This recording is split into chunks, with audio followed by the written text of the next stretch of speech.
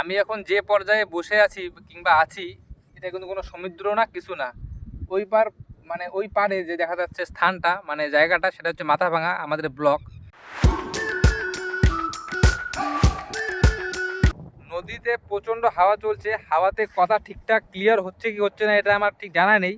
এখানে একটা বাঁশ গেড়ে রেখেছে, মানে খুঁটি, এটা দিয়ে ভাগ করেছে। ওইখানে একটা দিয়েছে, ওইদিকে দিয়েছে, ওইদিকে দিয়েছে, সমস্ত জায়গায় দিয়েছে। মানে এই জায়গায় মানে কিছুক্ষণ পর, মানে কিছুদিন পরে তরমুজ চাষ করা হবে ব্ল্যাকে। মানে হচ্ছে এই জমিটা কারো না, সরকারি জমি এটা মনে করেন।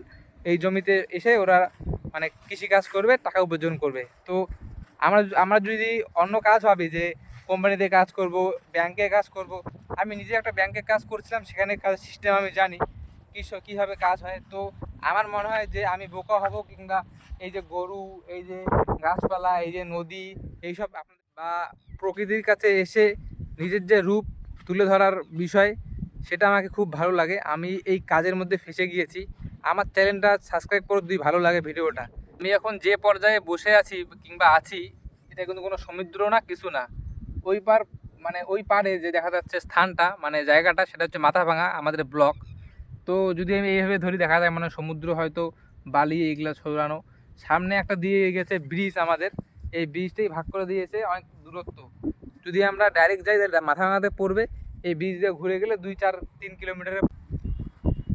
কি সুন্দর না, মানুষের বাচ্চার মতো, গরুর বাচ্চা, মানে এনাদের নাম বাছুর দিয়েছে। মানুষের বাচ্চা হলে ব্যাবি নাম, সন্টু, মন্টু, তম, কত কি নাম দেয়।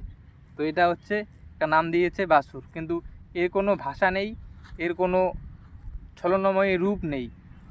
গরু ঘাস খাচ্ছে মানে উদ্ভিদ, মানুষও উদ্ভিদ খাচ্ছে, কিন্তু অন্যান্য বিভিন্ন প্রকল্প, মানে বিভিন্নভাবে খাচ্ছে।